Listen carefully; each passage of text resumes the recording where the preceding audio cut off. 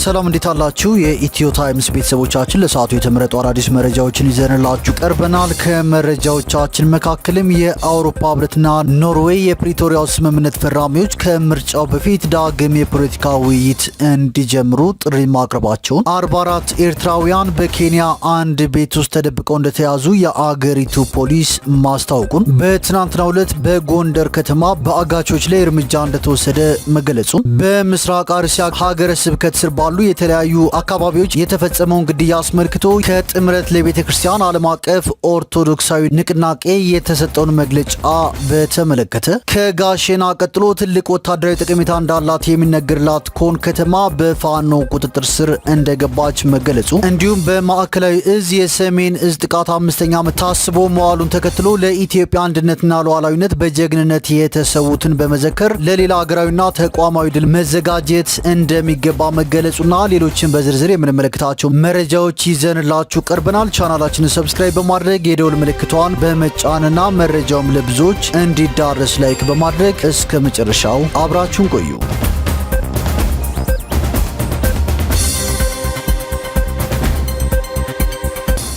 ወደ መጀመሪያው መረጃችን ስናልፍ ከጋሸና ቀጥሎ ትልቅ ወታደራዊ ጠቀሜታ እንዳላት የሚነገርላት ኮን ከተማ በፋኖ ቁጥጥር ስር መግባቷ ተሰምቷል። በሰሜን ወሎ ዞን የዋድላ ወረዳ ዋና ከተማ የሆነችው ኮን ከተማ አስተዳደር ዛሬ ጥቅምት 24 ቀን 2018 ዓ.ም በፋኖ ቁጥጥር ስር መግባቷን የአማራ ፋኖ ብሔራዊ ኃይል ሚኒሊክ እዝ በላከው መረጃ አስታውቋል ሲል መረብ ሚዲያ ዘግቧል። በቅርቡ የደጋው መብረቅ ኮርን መስርተው በሚኒሊክ እዝ ስር ከተካተቱ ክፍለ ጦሮች መካከል የሚጠቀሱት ቀኛዝማች ተበጀ ወርቁ ክፍለ ጦርና አንሻ ሰይድ ክፍለ ጦር ዛሬ ጥቅምት 24 ቀን 2018 ዓ.ም ከረፋድ ጀምሮ ባደረጉት ትንቅንቅ በአገዛዙ ኃይል ላይ ከባድ ጥቃት በመፈጸም ከጋሸና ቀጥሎ ትልቅ ወታደራዊ ጠቀሜታ እንዳላት የሚነገርላት ኮን ከተማን በቁጥጥር ስር ማስገባታቸውን ገልጿል። ይህ በእንዲህ እንዳለ ደግሞ በማዕከላዊ እዝ የሰሜን እዝ ጥቃት 5ኛ ዓመት ታስቦ መዋሉን ተከትሎ ለኢትዮጵያ አንድነትና ሉዓላዊነት በጀግንነት የተሰዉትን በመዘከር ለሌላ ሀገራዊና ተቋማዊ ድል መዘጋጀት እንደሚገባ የመከላከያ ሰራዊቱ ገልጿል። በዛሬው ዕለት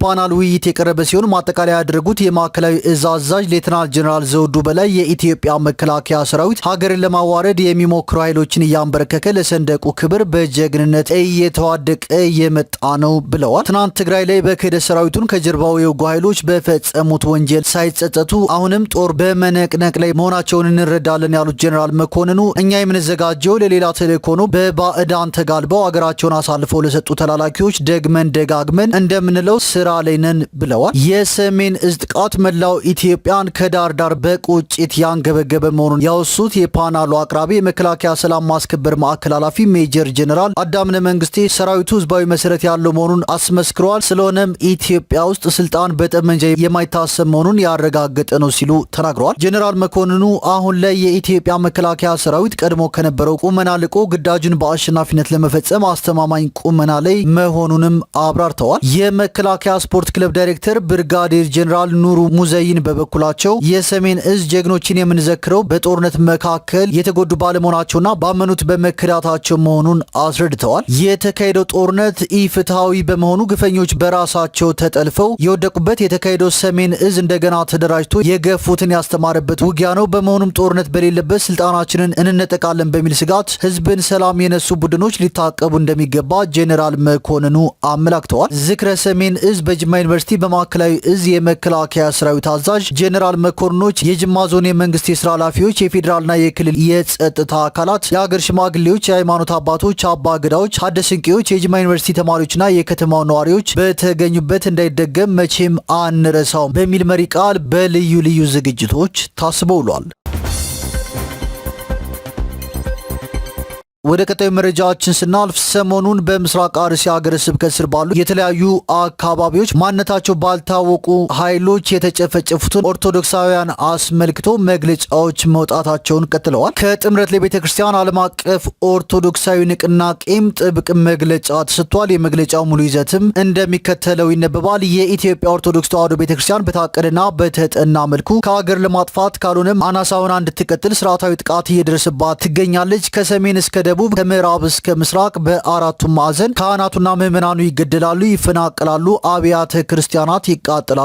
ኦርቶዶክስን ከኦሮሚያ ማጽዳት የሚለው የቆየ የመንግስት እቅድ የመተግበር አካል ነው ይላል መግለጫው። ሰሞኑን በምስራቅ አርሲ ሀገረ ስብከት ስር ባሉ የተለያዩ አካባቢዎች ማንነታቸው ያልታወቁ በሚባሉ ነገር ግን አገዛዙና ሌሎች አጽራረ ቤተክርስቲያን ኃይላት በሚያሰማሯቸው ታጣቂዎች 25 ኦርቶዶክሳውያን ክርስቲያኖች መገደላቸውንና ከሞት የተረፉትም ለከባድ የአካል ጉዳት መዳረጋቸውን በተለያዩ ሚዲያዎች መዘገቡ ይታወቃል ሲል መግለጫው ያስከትላል። በተለያዩ ጥቃቶች የአንድ ቤተሰብ አባላት የሆኑ ወንድማማቾችና እህትማማቾች እንዲሁም ከ2 ዓመት ህፃን እስከ 76 ዓመት አረጋዊ ሽማግሌ የግፍ ግድያው ሰለባ መሆናቸው ታውቋል። በያዝነው ዓመትም መስከረምና ጥቅምት ወር በምስራቅ አርሲ ሀገረ ስብከት በጉናና መርቲ ወረዳዎች፣ በሸርካ ወረዳ፣ በሆንቆሎ ዋቤ ወረዳዎች ከ25 በላይ ኦርቶዶክሳውያን ክርስቲያኖች ተገድለዋል። በዚሁ በምስራቅ አርሲ ሀገረ ስብከት ሽርካ ወረዳ ባለፉት 2 ዓመታት ብቻ 115 ኦርቶዶክሳውያን ክርስቲያኖች በአሰቃቂ ሁኔታ ተገድለዋል። ከ16 በላይ አብያተ ክርስቲያኖች ተዘግተዋል። እንደሚታወቀው አገዛዙ ወደ ስልጣን ከመጣበት ጊዜ ጀምሮ በኦርቶዶክሳውያን ክርስቲያኖች ላይ የሚፈጸመው ግድያ፣ ማፈናቀልና አብያተ ክርስቲያናትን ማውደም በአገዛዙ የሚመራና ሌሎች አጽራረ ቤተክርስቲያን የሚሳተፉበት የዕለት ከዕለት ተግባር ሆኗል። በመሆኑም ብዙ ካህናትና ምዕመናን በተለያዩ ቦታዎች በአሰቃቂ ሁኔታ ተገድለዋል። ብዙ አብያተ ክርስቲያናት ወድመዋል። የብዙ ኦርቶዶክሳውያን ክርስቲያኖች ሀብትና ንብረታቸው ወድመዋል። ብዙዎቹ ከቤትና ንብረታቸው ተፈናቅለዋል። ከግድያ የተረፉት ብዙዎች ኦርቶዶክሳውያን ክርስቲያኖችም ለከባድ የአካልና የስነ ልቦና ጉዳት ተዳርገው ሕይወታቸውን በመከራ እየገፉ ይገኛሉ ሲልም ንቅናቄው በመግለጫው አካቷል። በማስከተልም የኦሮሚያ ክልልም ሆነ በሌሎች ክልሎች የክርስቲያኖችን ሞትና መከራ መስማት የተለመደ ተግባር ሆኗል። በዚህም ኦርቶዶክሳውያን ክርስቲያኖችን መጨፍጨፉና ማጽዳቱ ያለምንም ከልካይና ተጠያቂ ላለፉት 8 የመከራ ዓመታት ተጠናክሮ ቀጥሏል። በዛሬቱ ኢትዮጵያ ኦርቶዶክሳውያን በየትኛውም አካባቢ የሚገደሉበትና ሞታቸውም ከምንም የማይቆጠርበት ሁኔታ ተፈጥሯል። ይሄ ሁሉ እየሆነ ያለው ከሀገሪቱ ሕዝብ ከግማሽ በላይ የሚሆነው ኦርቶዶክሳውያን ክርስቲያኖች በሆኑበት በሀገረ ኢትዮጵያ መሆኑ አሳዛኝ ነው። በቀደመው ጊዜ የክርስቲያን ሀገራት የነበሩ የሰሜን አፍሪካና በመካከለኛው ምስራቅ ሀገራት ያሉ ኦርቶዶክሳውያን ክርስቲያኖች በሂደት በተደረገ የማጽዳት ጥቃት ክርስቲያኖች የጠፉበት አካባቢ ነው። ይሁን እንጂ የቤተ ክርስቲያናችን ላዕላይ መዋቅር ከሲኖዶስ እስከ ሀገረ ስብከት ያለው የቤተ ክርስቲያን መዋቅር መንጋውን ለመጠበቅ የተዘጋጀ ባለመሆኑና ለዚህ መራራ ተጋድሎ የተሾሙ ባለመሆናቸው ዛሬ ላለንበት መከራ መውጫ መንገዱን አድርጎታል። ሲኖዶሱ ለዓመታት በመዋቅር የሚደረገውን የኦርቶዶክሳውያን ግድያ ለማስቆም ከመጣር ይልቅ በዝምታ ከገዳይ ጋር በመተባበር በሚመስል መልኩ ከመንግስት ጋር ተግባብቶ መስራት ይገባል ሲሉ ጠቅላይ ስራ አስኪያጁ አቡነ ሳዊሮስ በአዲስ ዓመት በመግለጫ ጠቅሰዋል። በተጨማሪም ቤተ ክርስቲያን በጠቅላላ ሰበካ መንፈሳዊ ጉባኤ ላይ እንኳን አንድ ሀገረ ስብከት እንደ ችግር ቆጥሮ በሪፖርት ያቀረበ የለም። ሲኖዶሱም በዚህ ጉዳይ አጀንዳ አድርጎ ውይይት አላደረገም። አሁንም በብዙዎች ግፊት ቋሚ ሲኖዶሱ መግለጫ ቢያወጣም ችግሩን በአግባቡ ያልገለጸ፣ መፍትሄ የማይሰጥ፣ ለተጎጂዎችም ዳግም ጥቃትን የማይከላከል፣ ካሉበት መከራ የሚያግዝ አይደለም። በአገር ደረጃ ብዙሃን የሆነ ማህበረሰብ በዚህ ልክ መጠቃት አልነበረበትም። አገሪቱ በጸረ ኦርቶዶክሳውያን እጅ ወድቃለች። ሲኖዶሱም ይህ ሁሉ ግፍና መከራ በኦርቶዶክሳውያኑ ላይ እየተፈጸመ በዝምታ በማለፍ ተባባሪ ሆኖ ቀጥሏል። ኖላዊ ተብለው የተሾሙት የቤተ ክርስቲያኗ መሪዎች የራሳቸው ጥቅምና ምቾት እንዳይጓደል ከመጨነቅ ውጪ የካህናትና ምዕመናን ግድያው፣ መፈናቀሉ፣ የአብያተ ክርስቲያናት መውደምና አጽራረ ቤተ ክርስቲያን የቤተ ክርስቲያኗን ታሪክ ለመለወጥ የሚያደርጉት አውዳሚ አካሄድ የሚገዳቸው አልሆኑም። አገዛዝ በተቀያየረ ቁጥር ከአገዛዝ ጋር እየተለጠፉ የግል ጥቅማቸውን የሚያጋብሱ እንዲሁም ቀኖናና ስርዓት እየሻሩ አገዛዙ የሚላቸውን የሚፈጽሙ አካላት ቤተ ክርስቲያኗን ወረዋታል። በፍቅረ ነዋይና ምንደኝነት የተሾሙበትን ኃላፊነት ዘንግተው ለግል ጥቅምና ድሎት መጨነቅ የብዙዎቹ መገለጫ ሆኗል። አሁን ያሉት ብዙዎቹ አባቶች በአገዛዙ ዘንድ ተንቀው ቤተ ክርስቲያኗንም ያስናቋት ሆነዋል። ስለዚህ ይህን አሳዛኝ ሁኔታ ለመቀየርና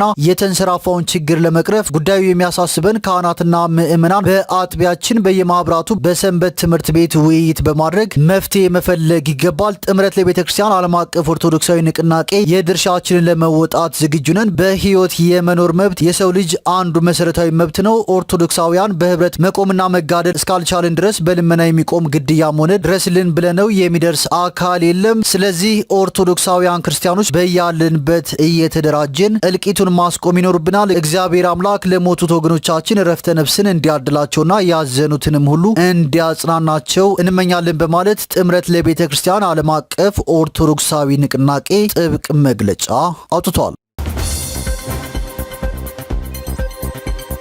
ወደ ቀጣዩ መረጃችን ስናልፍ የኢትዮጵያ አጠቃላይ የሀገር ውስጥ ዕዳ መጠን 2.56 ትሪሊዮን ብር መድረሱ ተገልጿል። የኢትዮጵያ አጠቃላይ የሀገር ውስጥ ዕዳ መጠን በመስከረም 2025 ዓ.ም መጨረሻ ላይ 2.56 ትሪሊዮን ብር መድረሱ ተገልጿል። መንግስት የግምጃ ቤት ሰነዶች ገበያን በመጠቀም ገንዘብ በማሰባሰብ ረገድ ስኬታማ ቢሆንም ባለሀብቶች ግን ለረጅም ጊዜ ዕዳ ጥንቃቄ በማድረግ ለአጭር ጊዜ ዋስትናዎች ላይ ብቻ ፍላጎታቸውን እንዳሳዩ ተጠቁሟል። የገንዘብ ሚኒስቴር እንዳስታወቀው በመስከረም 2025 ዓ.ም ብቻ መንግስት በሁለት ጨረታዎች አማካኝነት 53.35 ቢሊዮን ብር መሰብሰብ ችሏል። ሆኖም ይህ ስኬት በተለይ በ28 ቀናትና በ91 ቀናት የሰነዶች አይነቶች ላይ ያተኮረ ሲሆን የአንድ ዓመት ሰነዶች ግን ፍላጎት ያላገኙና የተገደቡ ሆነው ቀርተዋል ሲል ካፒታል ጋዜጣ ዘግቧል። በሰሜናዊ አፍጋኒስታን በተከሰተ ከባድ የርዕደ መሬት አደጋ የሟቾች ቁጥር 20 መድረሱ ተገልጿል። በርዕደ መሬት መለኪያ 6.3 የተለካው አደጋው በኢትዮጵያ ሰዓት አቆጣጠር ሰኞ ማለዳ በሰሜናዊ አፍጋኒስታን ማዛር ሻሪፍ በተባለ ከተማ የተከሰተ ሲሆን ይህ ዘገባ እስከተጠናከረበት ሰዓት ድረስ 20 ሰዎች መሞታቸውን ቢቢሲ ዘግቧል። የነፍስ አድን ስራው የቀጠለ ሲሆን የሟቾች ቁጥር ከዚህ በላይ ሊያሻቅብ እንደሚችልም ተገምቷል። 500 ሺህ ገደማ ሰዎች መኖሪያ በሆነው በዚህ ከተማ የደረሰው የርዕደ መሬት አደጋ 28 ኪሎ ሜትር ጥልቀት ያለው ደረጃውን በብርቱካናማ ቀለም የሚመደብ መሆኑን የአሜሪካ ጂኦሎጂካል ሰርቪ አስታውቋል። አፍጋኒስታን ካለችበት መልክዓ ምድራዊ አቀማመጥ አኳያም ለርዕደ መሬት አደጋ እጅጉን ተጋላጭ መሆኗን የቢቢሲ ዘገባ አመልክቷል። ወደ ቀጣዩ መረጃዎችን ስናልፍ የአውሮፓ ህብረትና ኖርዌይ የፕሪቶሪያው ስምምነት ፈራሚዎች ከምርጫው በፊት ዳግም የፖለቲካ ውይይት እንዲጀምሩ ጥሪ አቅርበዋል። በኢትዮጵያ የአውሮፓ ህብረት ልዑክ የህብረቱ አባል ሀገራት ኤምባሲዎችና ኖርዌይ በጋራ በመሆን ከመጪው ሀገራዊ ምርጫ በፊት በኢትዮጵያ መንግስትና ህወሓት መካከል የፖለቲካ ውይይት ዳግም እንዲጀምሩ ጥሪ አቅርበዋል። የፕሪቶሪያው ስምምነት ሙሉ በሙሉ ተግባራዊ እንዲሆንና መተማመንን ለማጠናከር አዲስ ውይይት እንዲደረግም አሳስበዋል። የአውሮፓ ህብረትና ኖርዌይ የፕሪቶሪያው ስምምነት ከተፈረመ 3ኛ ዓመት መያዙን አስመልክቶ ባስተላለፉት መልእክት በሰሜን ኢትዮጵያና በሌሎች አካባቢዎች ሰላምን ማስቀጠልና ማጠናከር ወሳኝ መሆኑን አጽንኦት ሰጥተዋል። የተፈናቀሉ ሰዎችን ሙሉ በሙሉ ወደ ቀያቸው እንዲመለሱ ማድረግን ጨምሮ ጦርነት ከማቆም ስምምነቱ ጋር የተያያዙ ሂደቶችን ለመደገፍ ዝግጁነታቸውንም አረጋግጠዋል። ይህ በእንዲህ እንዳለም ህወሓት የፌዴራል መንግስት የፕሪቶሪያን ስምምነት እያፈረሰ ነው ሲል ሰሞኑን ባወጣው መግለጫ መክሰሱ አይዘነጋም። የስምምነቱ አፈራራሚዎች ሀገሪቱን ሰላም እንዲገመግሙም ህወሓት አሳስቧል።